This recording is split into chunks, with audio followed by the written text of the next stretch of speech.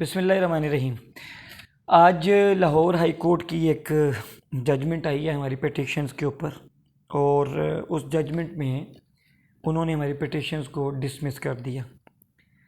और ये जस्टिस जवाद हसन साहब की अदालत के अंदर ये पिटिशन्स हमारी फ़ाइल थी, तो उन्होंने उन पिटिशन्स को डिसमिस कर दिया। इसके ऊपर मैं बात करता हूँ। ये पूरी जजमेंट मेरे पास है, आप लोगों ने भी पढ़ी होगी, मैंने भी पढ़ ली है, हमने अपने वकील से भी इस पे तफसील से बात कर ली है। और इसके जो मेरिट्स जो हैं या इसके जो डीमेरिट्स हैं उसके ऊपर हम बात करते हैं। तो बहरहाल चूँकि एक ऑनरेबल जज साहब हैं और ऑनरेबल कोर्ट उन्होंने ये इसको डिसमिस किया है, तो इस पे हम बात करना हमारा और इसके ख़िलाफ़ आगे अपील करना वो हमारा कानूनी हक़ है, वो हम करेंगे। या जो बात कानून के दायरे के अंदर रहते हुए की जा सकती है वो भी करेंगे। लेकिन इससे पहले मैं एक बात करना ज़रूरी समझता हूँ, वो उन स्टूडेंट्स के लिए है जो रिकंडक्ट नहीं चाहते।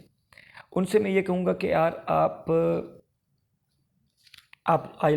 लोग खुश हैं, तो मैं बस यही कहना चाहता हूँ कि आप अपने काम पर फोकस करें, और जो लोग समझते हैं कि नाइंसाफ़ी हुई है उन्हें नाइंसाफ़ी के ख़िलाफ़ लड़ने दें। आप लोग समझते हैं कि नाइंसाफ़ी नहीं हुई, इसलिए आप लोग नाइंसाफ़ी के ख़िलाफ़ नहीं लड़ रहे।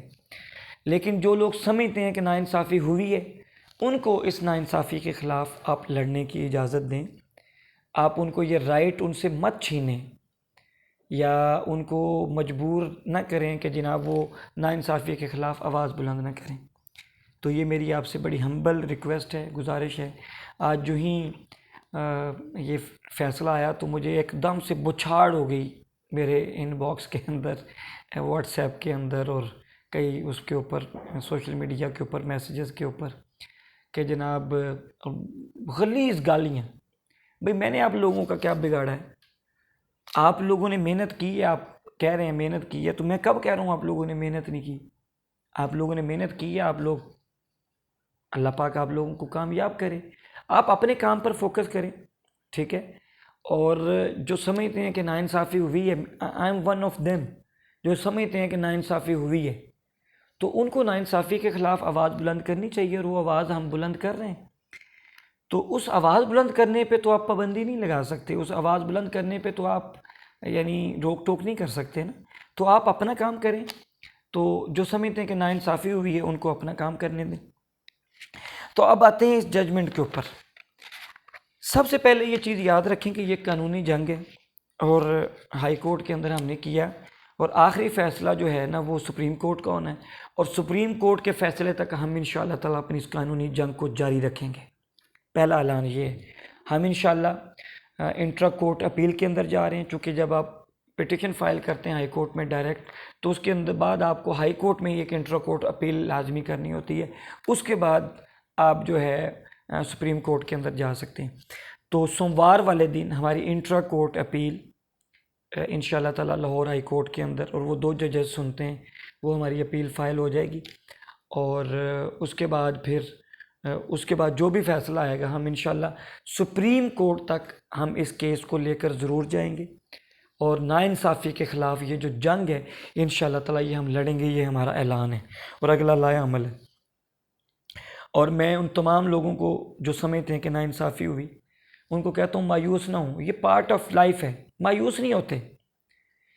नाइंसाफ़ी हुई है तो उस नाइंसाफ़ी के ख़िलाफ़ खड़ा होते हैं और डट के खड़े होते हैं और आखिरी हद तक जाते हैं। जितनी इस्तिताअत है, जितनी कुव्वत है, और जहाँ तक जा सकते हैं वहाँ पर हमें जाना चाहिए। तो अब चूँकि कानूनी जंग है, कानूनी बैटल है, तो आखिरी जो इसकी स्टेज है पाकिस्तान के अंदर वो तो सुप्रीम कोर्ट ही है। तो इंशाअल्लाह ताला हम सुप्रीम कोर्ट तक जाएंगे, इस कानूनी जंग को लड़ेंगे, और इस नाइंसाफ़ी के ख़िलाफ़ हम जो है चैन से नहीं बैठेंगे।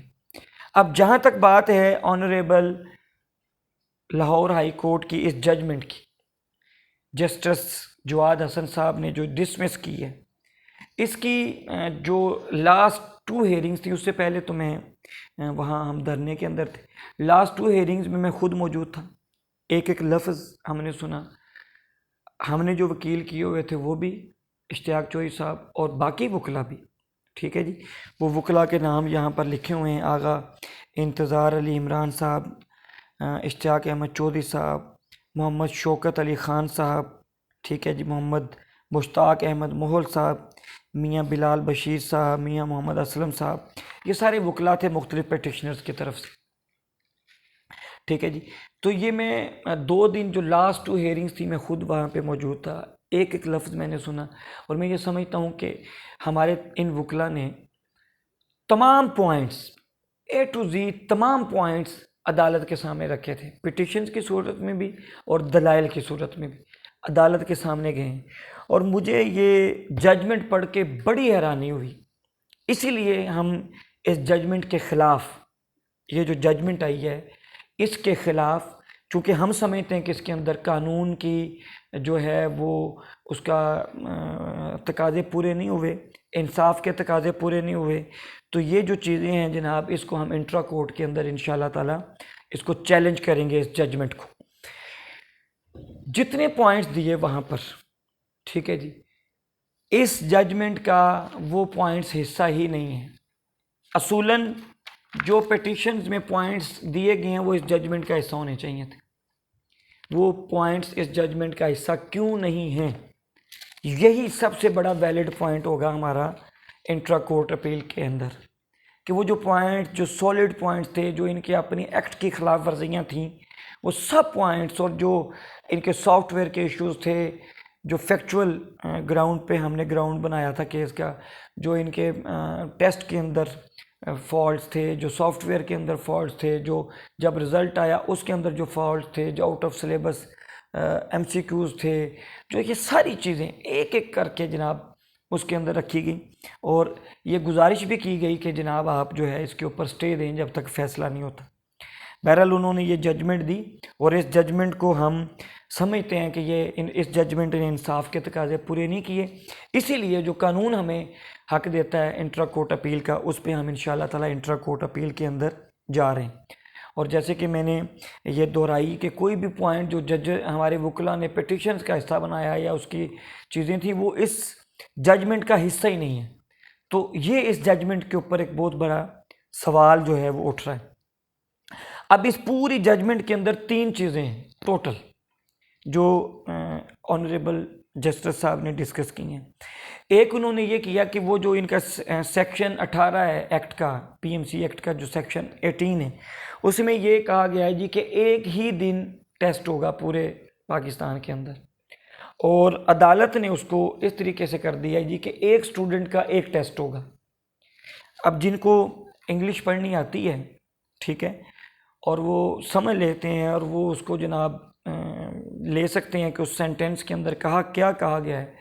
अब इससे ज़्यादा तो नहीं हम कह सकते, चूँकि ये अब अदालत का मामला है तो अदालत का एहतराम मलूज़ ख़ातर रख के बात करनी है। तो सेक्शन 18(1) जो कहता है जी कि एक ही इम्तिहान हो पूरे पाकिस्तान के स्टूडेंट्स का, एक ही दिन हो, उसको इसमें यह कर दिया गया है जी कि ये बात जो PMC का मौक़िफ़ था सेम वही मौक़िफ़ इसके अंदर लिखा गया है। और वो ये मौक़िफ़ है जी कि वो जो एक ही इम्तिहान से मुराद ये है कि एक स्टूडेंट का एक ही इम्तिहान लिया जाएगा। तो ये तो जो अली रज़ा साहब हैं वाइस प्रेसिडेंट PMC, वो कई दफ़ा कह चुके हैं, PMC वाले कई दफ़ा कह चुके हैं, ये तो हमें पहले ही पता था, तो ये भी इस जजमेंट के अंदर भी आ गया, ठीक है जी। दूसरी चीज़ क्या हुई है कि जो PMC ने अपनी सपोर्ट में सिंध हाई कोर्ट की एक जजमेंट पिछले साल की दी हुई थी अदालत को, जिसके ऊपर हमने एतराज़ भी किया और उसका इसके साथ कोई ताल्लुक़ ही नहीं बनता था। वो जजमेंट जस्टिस साहब ने as it is copy paste कर दी है इस जजमेंट के अंदर। कॉपी पेस्ट करने की वजह से इसके जो जनाब जो हैं ना तकरीबन अब ये इतने सारे ये सारे सफ़ात बन गए हैं, ठीक है जी। तो वो कॉपी पेस्ट हुई है। अब वो जजमेंट क्या थी? वो जजमेंट ये थी पिछले साल जो 2 इम्तिहान हमने जो कहा ना कि एक ही इम्तिहान होना चाहिए, तो वो जो 2 इम्तिहान हुए थे वो ये थे जी कि कोविड और नॉन कोविड वाले स्टूडेंट्स के लिए अलग अलग इम्तिहान लिया गया था, वो इसलिए 2 इम्तिहान थे, उसका इसके साथ ताल्लुक़ ही नहीं था।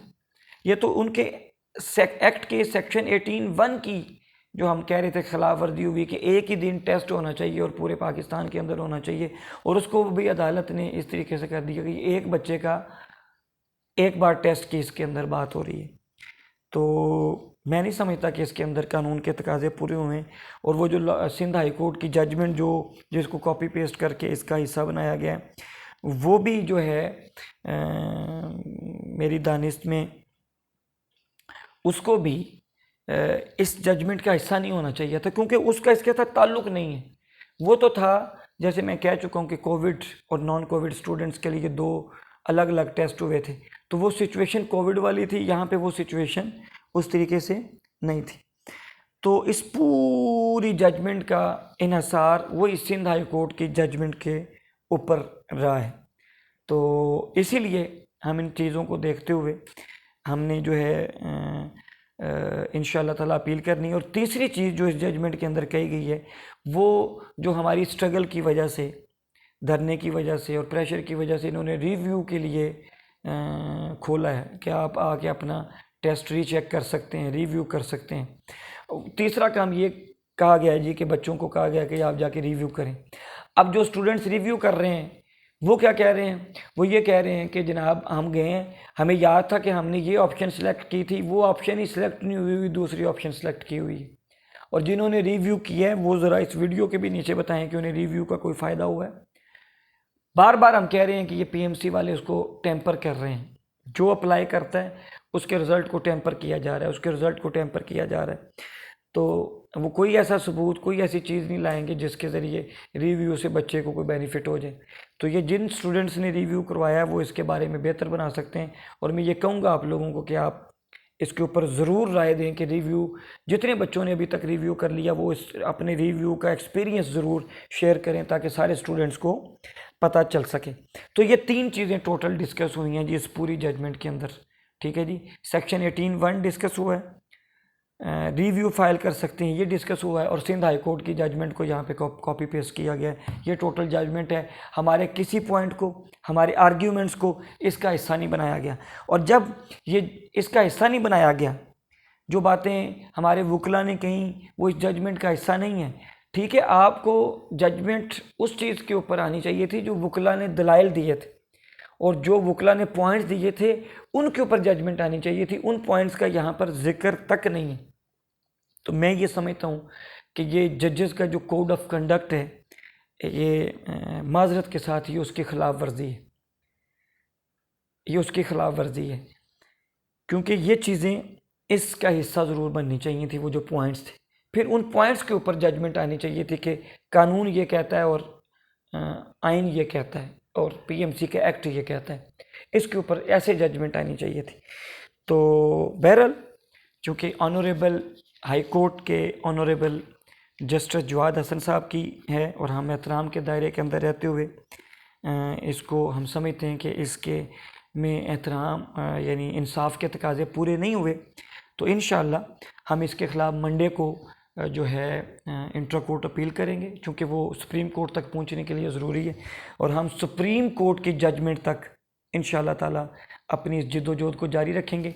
और हम इसको अर्जेंट बुनियादों पर मंडे को फ़ाइल कर रहे हैं, ताकि इस एक वीक के अंदर अंदर जो अगला वीक आ रहा है यहाँ से इंट्रा कोर्ट अपील का भी फ़ैसला हो, और उसके बाद हम ताकि 1 नवंबर से पहले हम सुप्रीम कोर्ट के अंदर अपनी जो है अपील और पिटिशन लेकर जा सकें। तो इंशाअल्लाह इस हवाले से हम अपनी पूरी एफर्ट करेंगे।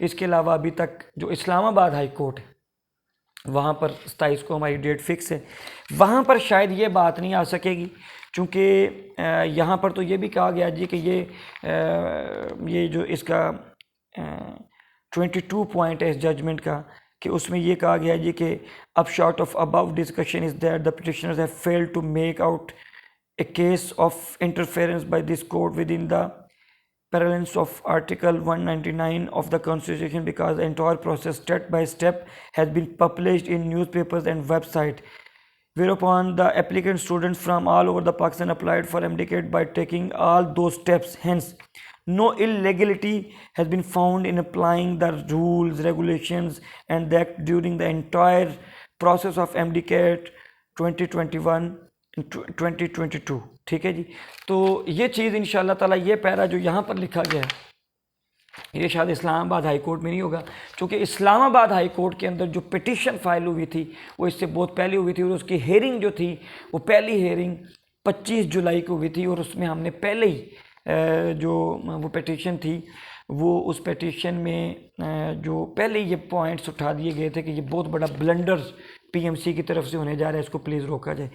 तो इंशाल्लाह 27 को इस्लामाबाद हाई कोर्ट की भी है, क्योंकि वहाँ पे हमारी पिटिशन एग्ज़ाम शुरू होने से पहले, और ये प्रोसेस जब शुरू हुआ था उसी वक्त फ़ाइल हो गई थी, और पहली 25 जुलाई को हेयरिंग हुई थी। तो ये 22वां पॉइंट जो हमने यहाँ पर पढ़ा है वो कम से कम वहाँ पर नहीं होगा। तो इंशाल्लाह वहाँ पर हमारी वकला से बात हुई है, वो उन्होंने कहा जी कि हम अपनी भरपूर तैयारी के साथ इंशाल्लाह ताला 27 को वो जाएंगे। मैक्सिमम दलाइल वहाँ पे भी पूरे हो गए, कुछ दलाइल रहते हैं वो मुकम्मल हो जाएंगे।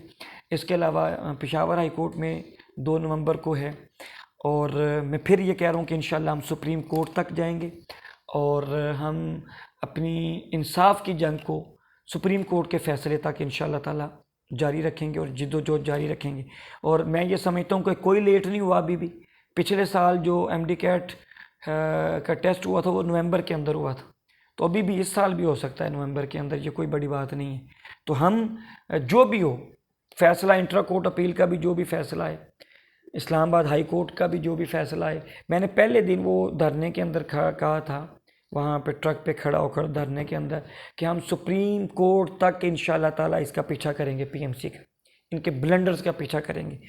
और इंशाल्लाह इंट्रा कोर्ट अपील के अंदर हम इस जजमेंट को चैलेंज करेंगे, क्योंकि इस जजमेंट के अंदर इंसाफ के तकाजे पूरे नहीं किए गए।